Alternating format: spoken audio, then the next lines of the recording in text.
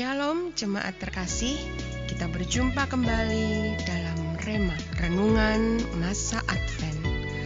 Renungan ini disadur dari Renungan Natal dari Christianity Today, Masa untuk Takjub. Selamat mendengarkan, Tuhan Yesus memberkati. Renungan hari ini berjudul Malam-malam penuh kegelisahan dan panggilan yang diperbarui.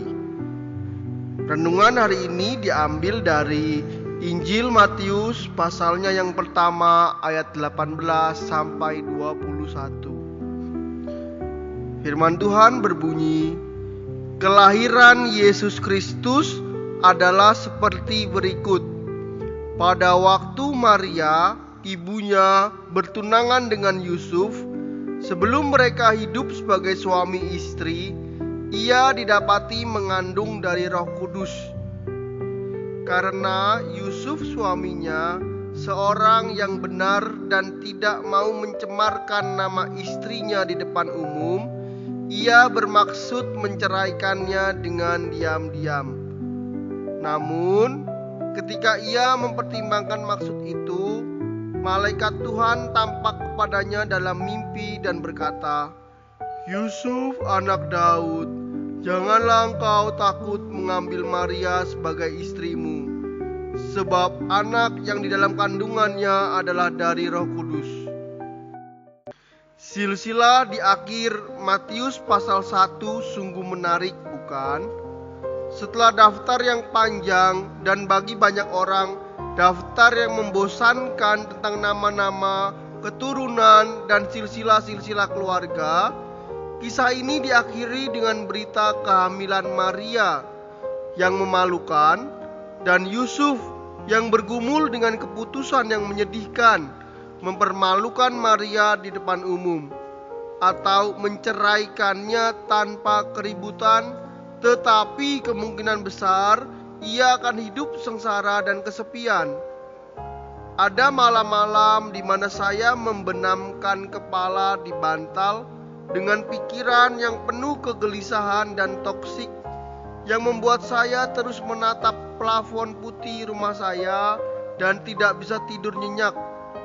Meskipun demikian, apa yang memenuhi pikiran saya tidak ada apa-apanya dibandingkan dengan apa yang dialami Yusuf ketika ia mendengar kabar bahwa Maria hamil. Hari-harinya pasti dipenuhi dengan kesedihan yang melumpuhkan karena pengkhianatan ini. Dan malam-malamnya pasti dipenuhi dengan kegelisahan saat ia menghadapi apa yang tampaknya seperti hanya ada dua pilihan. Bayangkan, Anda sangat antusias dengan rencana pernikahan. Anda sedang menjalani tahapan yang lebih mengikat, lebih dari sekedar pertunangan, tetapi belum sampai pernikahan. Anda bekerja dengan tekun untuk memastikan bahwa semuanya sudah siap untuk pesta pernikahan yang akan dihadiri teman-teman dan keluarga.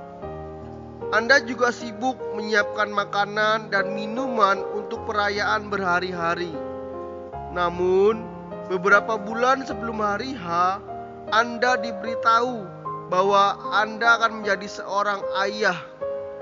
Dan ngomong-ngomong, bayi itu bukan anak Anda tentu saja, atau bahkan itu anak pria lain. Ketika Yusuf akhirnya bisa tidur setelah menahan kepedihan atas keputusan yang akan diambilnya, ia mendapat kunjungan di dalam tidurnya dan mimpi itu mengubah hidupnya. Seorang utusan Tuhan menampakkan diri kepadanya dan berbisik, Yusuf, anak Daud, janganlah engkau takut mengambil Maria sebagai istrimu, sebab anak yang di dalam kandungannya adalah dari Roh Kudus. Ia akan melahirkan anak laki-laki dan engkau akan menamakan dia Yesus. karena dialah yang akan menyelamatkan umatnya dari dosa mereka. Perhatikan, Yusuf hanyalah seorang tukang kayu sederhana. Dia bukan murid rabi manapun. Meskipun demikian, ia adalah seorang Yahudi yang taat, pergi ke bait Allah pada hari-hari raya, merayakan hari raya dan berpuasa, serta memiliki sedikit pemahaman tentang kitab suci Ibrani dari pengajaran di masa mudanya. Pemberitaan dari malaikat tentang kehadiran Roh Kudus mungkin masuk akal baginya. Namun, apa yang diberitahukan kepadanya dalam tidur nyenyaknya malam itu membuat dia mengambil tindakan besar-besaran dan mengubah seluruh arah hidupnya.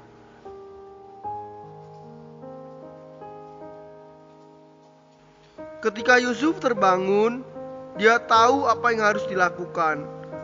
Apakah keraguannya masih ada? Bagaimana tidak? Apakah dia masih bingung? Mungkin. Apakah dia sudah memperhitungkan dampak ketaatannya terhadap reputasi dirinya? Mungkin. Namun, tidak ada kebimbangan lagi bagi Yusuf. Karya Roh Kudus yang dimulai sejak penciptaan alam semesta berlanjut melalui para raja dan nabi, sebagaimana yang dikisahkan di dalam kitab-kitab Perjanjian Lama dan yang menjiwai dunia purbakala. Karya itulah yang harus berlanjut. Karya itulah yang harus dilahirkan.